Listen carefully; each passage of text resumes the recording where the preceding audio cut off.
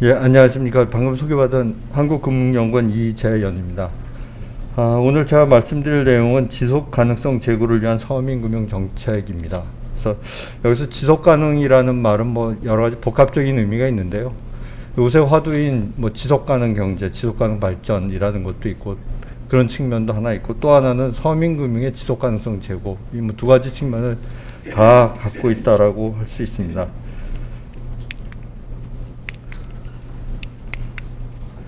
예, 뭐 말씀드릴 내용은 이제 금융의 역할, 서민금융 현황, 서민금융 정책 방향 순서로 말씀을 드리겠습니다. 지속가능 발전, 요새 뭐 다 화두죠. 아마 앞 세션에서도 이 지속가능 발전이라는 얘기가 많이 나왔던 것 같은데요. 지속가능 발전이라는 것, 뭐 이게 뭐 처음 얘기가 된 것은 뭐 87년에 이제 개념 정의가 된 게 뭐냐면, 뭐 미래 세대의 필요 충족 능력을 해치지 않으면서 현 세대의 필요성을 충족시킬 수 있는 발전이다. 그러니까 현 세대에서 아주 극경한 자원 고갈을 일으키지 않는 그런 발전이라고 할 수 있고요. 82년도에는 그 세계 환경 정책 기본 규범으로 정식 채택이 됐고, 2002년에는 세계 지속 가능 발전 정상회의에서 지구촌의 환경 보존과 경제 발전의 조화를 위한 선언문이 채택이 됐고, 이행 계획 방안이 작성에 합의를 했습니다. 그래서 2015년 5월 달에는 지속 가능한 개발을 위한 2030 어젠다가 채택이 됐고요. 그래서 여기서 나온 것들은 제일 중요한 것이 단 한 사람도 소외되지 않는다라는 이런 걸 슬로건 하에서 인간, 지구, 번영, 평화, 파트너십이라는 5개 영역에서 인류가 나아갈 방향성을 17개 목표와 169의 세부 목표로 제시를 했습니다. 그래서 이 그림은 뭐 굉장히 아마 익숙한 그림이실 텐데요. 여기저기서 항상 볼 수 있는 거죠. 지속가능 목표 17개. 뭐 이걸 굳이 나눠본다면 자연환경 관련된 부분이 뭐 육상 생태계 보존에서 한 4개 정도 되고요. 그다음에 사회 관련된 부분이 뭐 빈곤층 감소라든지 지속가능 도시라든지 행복한 삶 보장이라든지 뭐 평화 정의 포용이라든지 뭐 이런 거로 볼 수 있고, 경제 관련된 부분은 좋은 일자리와 경제 성장, 산업 성장 혁신 활성화, 모든 불평등 해소, 지속 가능 생산 소비, 뭐 이런 것들을 그 경제 관련된 목표라고 할 수 있습니다. 또 하나의 요새 화두는 ESG 금융입니다. ESG 금융 관련돼서 앞 세션에서 많이 나왔던 얘기인 거로 같고요. ESG 금융이라는 것은 결국 금융기관이 투자나 융자를 결정할 때 뭘 보고 할 것이냐라고 했을 때 단기적인 재무 성과보다는 장기적인 시점에서 보자라는 그런 부분입니다. 그래서 이 ESG 금융이라는 것은 투자 결정할 때 있어서 재무정보 중심의 단기 시점이 아닌 환경, 사회, 지배구조 정보를 종합적으로 고려하자라는 것이 ESG 금융이라고 할 수 있고요. 그래서 뭐 환경 관련된 부분들, 환경적 지속 가능성을 추구한다라고 하는 거고, 금융 관련된 부분은 녹색 금융 활성화, 기후변화 대응 체계 구축, 환경경영 관리 체계 강화로 볼 수 있습니다. 사회 소셜 부분은 지속 가능한 사회를 지향하는 것이고요. 금융 관련된 부분은 사회적 금융 확대, 금융 소비자 권익 증대, 인권 다양성 존중 문화 확립. 그다음에 지배 구조 관련된 부분은 뭐 투명 경영 강화해서 ESG를 어떻게 잘 달성할 수 있을 것인가라는 걸 볼 수 있습니다. 또 하나 예전부터 나왔던 개념이 지금 말하는 ESG 금융이나 아니면 그 지속 가능한 발전과 관계 있는데, 이것이 이제 금융 포용입니다. 금융 포용에 관련된 개념은 가장 중요한 말은 금융기관을 이용을 하되 유용하며 부담 가능한 가격, 어포더블 프라이스로 지속적으로 서비스를 받는 것을 금융 포용이라고 합니다. 우리나라에서 금융 포용은 2000년대 중반, 한 2007, 8년부터 계속 금융 포용을 얘기를 해왔던 거고요. 이런 것들이 앞에 말씀드린 뭐 ESG라든지 지속가능 발전이라든지 다 연관이 된다라고 볼 수 있습니다. 이제 금융 포용이 중요한 이유, 특히 금융기관이 중요한 이유는 개인이나 가계로 하여금 그 재정적으로 더 풍요롭고 재정 충격을 견딜 수 있게 하고 경제적 잠재력을 확대할 수 있는 데 도움을 준다라는 것이죠. 그래서 금융 포용의 목표라고 볼 수 있는데, 유엔에서 말하는 금융 포용이 뭐냐라고 한다면, 모든 가구가 저축, 예금, 지급 및 송금 서비스, 신용 및 보험 등을 포함한 전 범위의 기초적 금융 서비스를 이용한다라는 것이고, 그 다음에 그 건전하고 안정한 금융기관의 제도를 구축한다. 그 다음에 뭐 투자의 지속성과 확실성을 확보해주는 금융제도의 지속 가능성을 확보한다. 고객의 선택과 한적 비용 부담을 확보해주는 금융의 확립. 이런 것이 금융포화의 목적이라고 할 수 있습니다. 그래서 우리나라의 현황을 보면 이게 월드뱅크에서 발표하는 그 글로벌 핀덱스라는 것이 있는데 얼마나 금융을 이용을 잘 하느냐라고 봤을 때 우리나라의 2017년에 마지막 최근에 발표된 게 2017년입니다. 그래서 우리나라의 계좌 보유 비율을 보면 성인의 경우에는 94.8%가 계좌를 가지고 있습니다. 그러니까 OECD 평균이 94.7%라 뭐 거의 유사하고요. 순위로 보면 23위입니다. 그다음에 노후 생활을 위한 저축을 얼마나 하고 있느냐라고 봤을 때 우리나라는 55.3%가 저축을 하고 있다고 보고요. OECD 평균이 56.5%입니다. 그래서 뭐 이것도 뭐 평균하고 거의 유사하다라고 볼 수는 있습니다. 그러니까 OECD 평균하고 유사하다고 볼 수 있고요. 그다음에 대출 이용 비율로 가면 여기서부터 조금씩 차이가 납니다. OECD 평균이 19.9%가 대출을 이용할 수 있는 경우고 우리나라는 17.7%. 이제 조금씩 벌어지기 시작을 합니다. 그래서 순위를 보면 31위고요. 다음에 하위 계층은 대출을 얼마나 이용을 하느냐라고 보면, 그러니까 하위 40%가 대출을 이용하는 걸 보면 OECD 평균은 17.1%인데 우리나라는 12.4%입니다. 여기서 이제 순위가 툭 떨어지죠. 42%로. 이런 걸 봤을 때 그 하위 계층일수록 하위 계층이 대출을 이용하는 금융기관에서 자금을 지원받을 수 있는데 상당히 제약을 받고 있다라고 볼 수 있습니다. 근데 이제 금융이라는 부분이 왜 중요하냐? 아까 금융이라는 것이 재정적 충격을 견뎌낸다라고 했고 요새 뭐 화두가 많이 얘기 나오는 게 핀텍이 금융을 하느냐 뭐 이런 얘기를 많이 합니다. 근데 금융회사의 역할은 이제 자금 중개 기능을 수행한다라고 얘기를 하고 있습니다. 그래서 예전에 이제 토빈도 이런 말을 했는데 금융의 자금 기능이 뭐냐? 자금 중개 기능이 뭐냐라고 했을 때 금융의 자금 기능은 각각의 리스크를 풀링해서 리스크를 부담할 능력과 의지가 있는 사람한테 배분을 한다라는 부분, 리스크를 배분하는 부분이 있고요.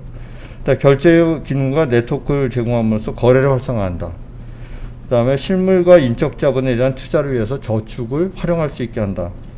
저축을 보다 사회적으로 생산적인 자원으로 배분토록 한다. 이것이 자금 중개 기능이라고 할 수 있습니다. 이게 이제 금융의 기능이라고 할 수 있는 거죠. 자, 아까 말씀드린 뭐 ESG라든지 지속가능 발전이라든지 이런 부분에서 금융이 자금 중개 기능을 수행을 하면서 역할을 할 수 있다라고 볼 수 있습니다.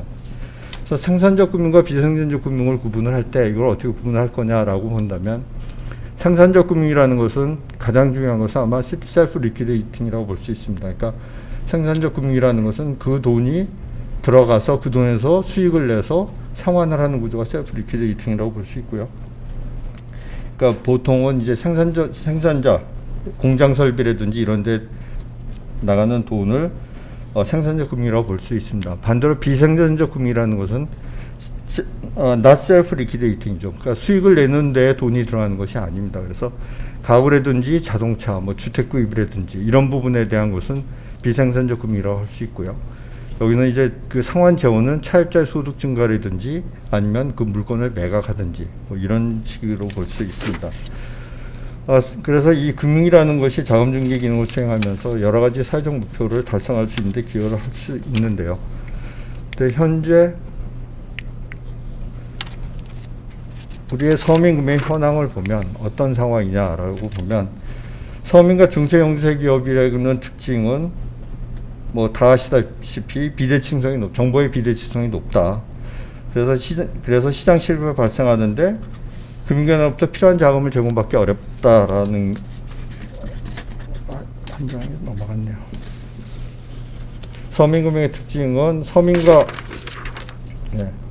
서민의 특징은 이제 축적된 소득 재산이 충분치 않아서 자금 수요가 발생할 때 자체적으로 해결하지 못한다라는 게 서민 중소형제기업 특징입니다. 그래서 반드시 외부로부터의 자금 조달이 필요합니다.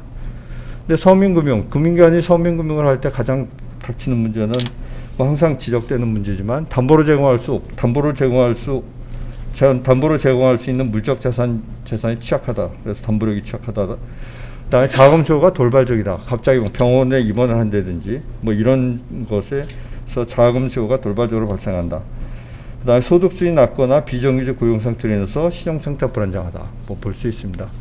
중세 영세기업에도 마찬가지인데 여기도 항상 지적되는 것이 기업주의 개인자산과 기업의 자산이 구분이 불명확하고 재무제표가 불안전하다.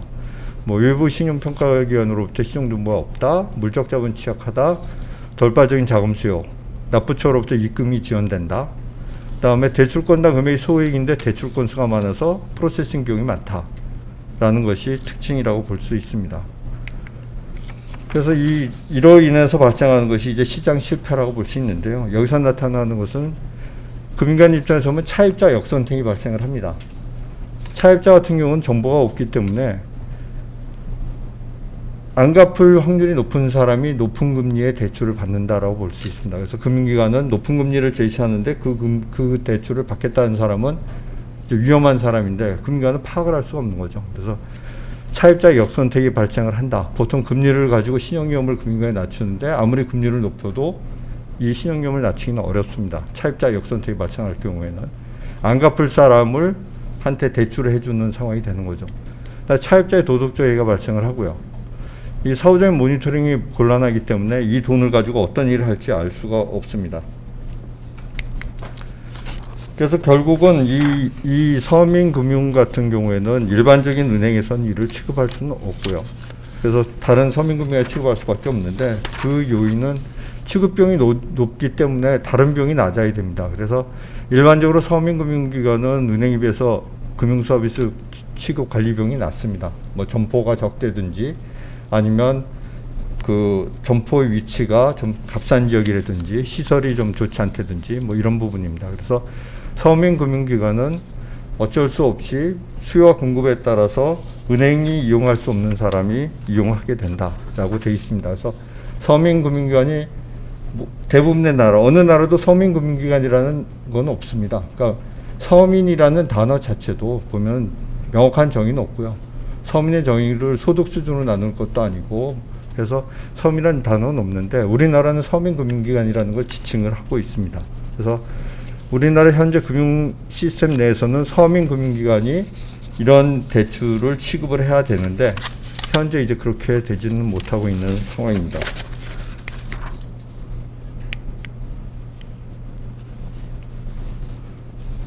서민금융의 문제점을 보시면 제일 큰 것은 담보위주의 대출 가능을 한다. 아까 서민과 중소형제기업의 가장 큰 특징이 물적 담보가 부족하다라고 했는데 현재 우리나라의 서민금융기관이라고 하는 저축은행과 상호금융, 신용협동조합들이 신협, 새마을금고, 농협상호금융 이런 데의 문제는 담보 위주의 대출을 하고 있다는 것입니다. 그래서 저축은행의 경우를 보면 저축은행 경우에도 담보대출 비율이 늘다가 줄어드는 현상을 보이고 있습니다. 그래서 2001년도에 담보대출 비중이 62.7%였는데 2010년에는 80.7%까지 확대되었고요.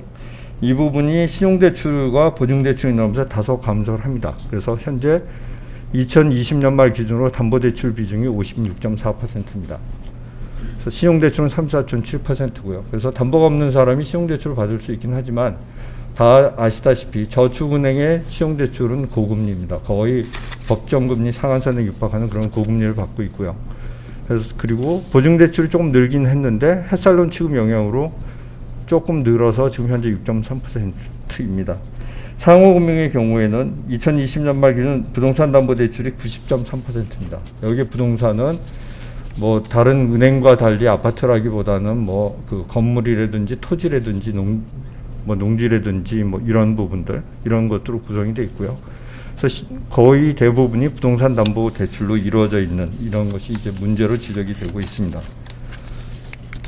다음번의 문제는 그렇다면 서민금융기관이 서민금융을 취급하지 못한다면 뭔가 보호하는 장치가 있어야 되는데 서민금융을 취급하는 서민금융기관은 보증을 거의 이용을 하지 못합니다. 서민금융, 그러니까 우리나라의 그 대표적인 공적 보증기관은 실용보증기금, 기술보증기금이 있지만 두 기금 다가 전부 다 은행들이 돈을 내고 은행 대출에 대한 보증을 쓰고 있는 거고요. 그 대신에 지역신용보증재단의 특례보증 정도가 이 서민금융기관이 이용을 할 수 있는데 이 부분 또한 마찬가지로 이 표에 나와 있듯이 옛날 데이터이긴 하지만 2015년 말로 봤을 때 한 지역 신용보증재단의 권역별 보증 잔액을 보면 1금융권이 96.8%고 2금융권이 3.2%입니다. 그래서 서민금융위원회 보증을 이용하는 것은 특례보증만을 이용할 수 있는데 이 특례보증은 특별히 따로 재원을 마련을 해서 그걸 가지고 보증을 서주고 있습니다. 보증을 서주는 데는 주로 중소기업청, 행안부, 보건복지부, 지방자치단체 이런 데서 일정한 금액을 보증 재원으로 쓰고 그 재원이 떨어지면 이제 그 대출할 수 없는 그런 거죠. 그러니까 서민금융진흥원에서 하고 있는 햇살론도 마찬가지입니다. 거기도 뭐 일정한 돈을 만들어서 그 돈 내에서 하고 있는 거고요. 반면에 일본의 경우에 보면 일본에서는 도시은행, 지방은행 굉장히 많이 있는데 도시은행, 지방은행, 제2지방은행 종류가 많이 있습니다. 근데 소위 말하는 그러니까 우리나라 시중은행이라고 할 수 있는 도시은행에서 보증대출을 취급하는 비용은 10.6% 정도밖에 안 되고 지방은행, 제2지방은행, 신용금고가 보증을 이용하는 비율이 제일 높습니다. 31.6%, 제2지방은행 15.7%, 신용금고 37.6%. 알겠습니다. 예. 그래서 이제 공적보증 이용이 제한이 되어 있다는 부분이고요. 그래서 정책 서민금융이 도입이 되는 배경은 이런 걸 배경으로 시작이 됩니다. 2008년에 정책 서민금융이 도입이 됐는데요. 그때도 보면 계층별 소득 비중 추이를 쭉 보시면은 저소득층 가구가 전체 소득에 차지한 비중이 늘어납니다. 그러니까 양극화가 벌어지고 있는 상태고요. 신용대출 비중도 보면 2008년도에 보면 거의 신용대출 비중이 쭉쭉 떨어집니다. 상호저축은행 떨어지고 농협 다 떨어지는 상태고요. 이런 상태에서 정책 서민금융이 도입이 됐다라고 볼 수 있습니다. 그래서 정책 서민금융이 이건 건너뛰고요. 정책 서민금융이 도입이 됐는데 성과는 좋습니다. 양쪽으로 보면은 17년에 6.9조 원, 18년에 7.2조 원, 19년에 8조 원, 2000년도에 8.9조 원, 2001년도 9.6조 원 이렇게 늘어나고 있습니다. 그래서 그리고 2019년 12월에는 이제 구조 개편이 일어났고요. 그래서 이렇습니다. 그래서 정책 방향을 보면 현 서민금융정책 문제점은 양쪽으로는 확대되고 있다. 그래서 양쪽으로는 서민금융이 많이 지원이 되고 있는데 이것이 과연 지속 가능한 거냐. 결국 서민금융이 전부 아까 특례보증과 마찬가지로 일정한 재원을 가지고 진행이 되고 있는데 재원이 떨어졌을 경우에는 지속 가능하지 않다. 그러니까 지금까지 2010년부터 5년 단위로 가고 있고요.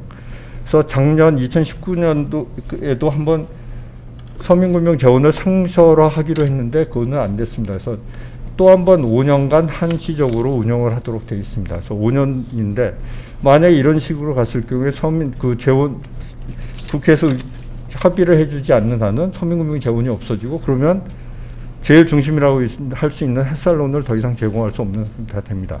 그래서 지속 가능성이 우려가 있다는 것이고요. 그래서 이걸 볼 수 있는 것이 뭐냐면 여기 좀 햇살론 취급을 보면 대부분의 경우가 50% 이하가 연간 10건도 취급하지 않는 상태입니다.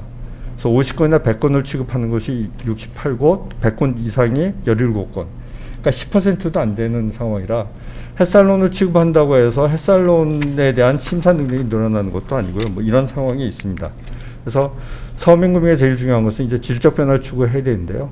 서민금융 정책이 앞으로는 양쪽 확대로만 하는 것이 아니라, 그러니까 보증을 통한 양쪽 확대만 통하는 것이 아니라 지속적으로 공급될 수 있는 환경 마련을 위해서 노력할 필요가 있습니다. 그래서 제일 중요한 것은 민간 서민금융기관, 소위 말하는 저축은행과 상호금융들이 이러한 서민에 대한, 그러니까 담보 없이 대출해 줄 수 있는 이런 영업력을 확대할 수 있도록 많이 노력을 해야 된다는 것이고요. 그래서 제시한 방법은 차등적으로 이 정책 서민금융을 취급할 수 있도록 한다든가 그런 걸 제안을 해봤습니다.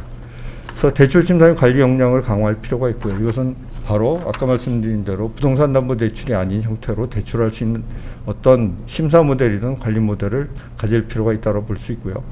서민금융 특화기관 지정을 말씀드리는데 아까 새마을금고 예를 들긴 했지만 거의 햇살론이라는 걸 취급해서 심사나 관리 능력이 모든 기관이 취급을 해서는 심사나 관리 능력이 발전이 될 수 없습니다. 그래서 뭐 미국이나 뭐 그런 데 같이 그런 기관을 지정을 해서 제가 예를 든 건 미국 SBA의 7A 론이라든지 CDFI 펀드라든지 CDRL 펀드라든지 이런 경우는 모든 금융기관이 취급하는 것이 아니라 자격을 받은 사람들만 취급을 합니다. 이렇게 함으로써 노하우를 가질 수 있도록 할 필요가 있다는 것이고요.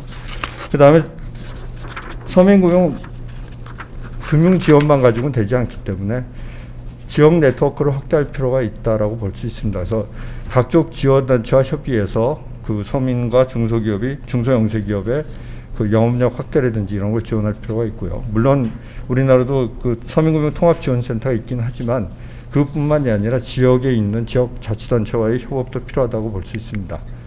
그래서 이건 이제 그 일본의 사례를 든 건데요. 일본의 지역금융기관의 금융청에서 요구하는 것은 지역에 있는 기업에 대해서 창업부터 시작해서 쇠퇴까지 모든 영역에서 지역금융기관이 지원을 해야 된다. 할 일이 다 있다라는 것입니다. 그래서 해야 되는 것들은 지역 서민금융기관에서 가장 많이 요구하는 것은 컨설팅이다. 그러니까 돈만 대출해주고 끝나는 것이 아니라 그 기업에 대해서 파악을 하고 경영 목표와 과제를 분석하고 어떤 단계에 어떤 것이 지원이 필요한지 파악해야 된다는 것입니다. 마지막으로 일본 오카와 신용금고인데요. 이것은 이 신용금고는 직원은 한 140명 정도 되고 자산 사이즈는 한 1,300억 원, 그러니까 우리 쪽으로 치면 1조가 좀 넘는 신용금고입니다. 근데 이 신용금고조차도 지역밀착 금융 추진을 할 때 목표를 가지고 있는 것이 기업금융에 대한 컨설팅 기능을 발휘한다. 자금 공급자 역할에 그치지 않고 장기적인 거래 관계를 유지하면서 그 기업의 발전을 위한 컨설팅을 한다. 뭐 이런 것들을 하고 있습니다. 그래서 이 서민금융기관이 제자리를 잡기 위해서는 양쪽으로 지금과 같이 양쪽으로 하는 것보다 양쪽으로만 확대하는 것보다는 하루빨리 이 서민금융기관이 지속 가능하기 위한 환경을 만드는 것이 중요하다고 생각이 됩니다. 이상으로 발표를 마치겠습니다.